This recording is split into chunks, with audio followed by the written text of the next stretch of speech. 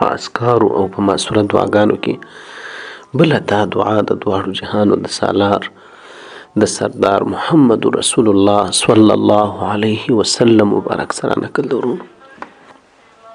دا د فرضي لمانځه وروسته چې کله م انسان فرضي لمونځ ادا کړي وي کې خوای هغه د سهار لمونځ د ماپښین لمونځ د مازدیګر لمونځ او یا هم د ماښام او یا د ماخستن لمونځ وي یا نفلي لمونځونه یا واجب لمونځ وي د سلام د ګرځولو وروسته دا پنځمه دعا ده چې انسان یې غوښتلی شي د پاک رب چې کله دې سلام وګرځوي 3 ځله استغفار وغواړه د پاک رب دا یې ووایه استغفر الله استغفر الله استغفر الله.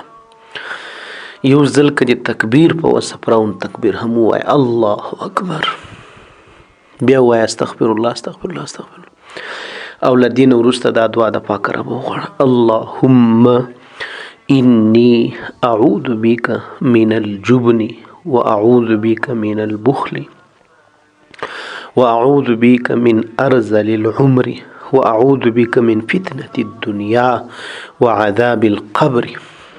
ای الله رب العزت زه پناه تاله دروړم خدای ته مې وساتې. ای الله پناه په تا پورې غواړم د بزدلۍ څخه انسان چې بزدل بې غیرت بې همت.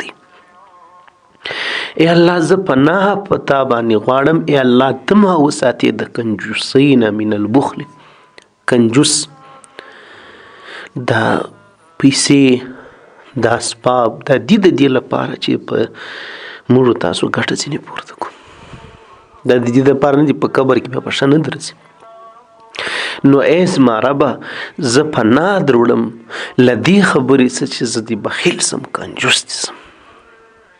واعوذ بک من ارذل العمر ای الله زه پناه تعالی دروړم د هغه عمر څه چې په هغه کې انسان خوار وي ذلیل وي انسان بل ته محتاج وي د انسان عقل کار نه کوي که ښه وویل که بد وویل د انسان سترګې غوږونه هر څه انسان ته لاس ورکړي. انسان داسې لکه هغه په کور کې یو پالتو شی چې بس یوې دورې په پښه ووي پرې وي یوې دورې په پښه وي دلته د انسان بیا دغه حال شي.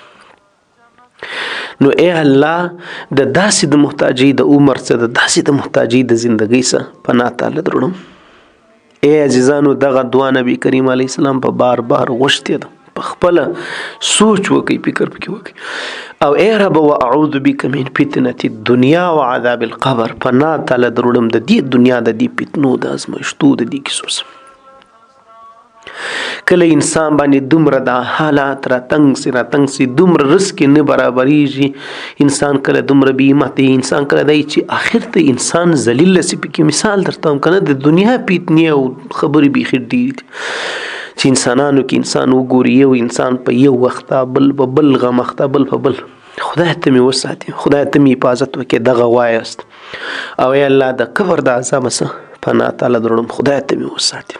عزیزانو تاسو چیرته جیل لیدلی دي د بنده د بندګۍ څخه الله خدای وساته د بنده د محتاجۍ څخه د بنده د بندګۍ څخه د بنده د عذاب څخه. نو چیرته بدای چې تاسو قبر به روي راواخلي پر قیاس یې کوي چې د هر څه نه بغیر ته او خپل عمل به سره پاتې کېږي دلته به قریب نه دلته به هر څه به ختمي ته او خپل عمل. ای الله ما د قبر د عذاب وساتې دغه دعا غواړي.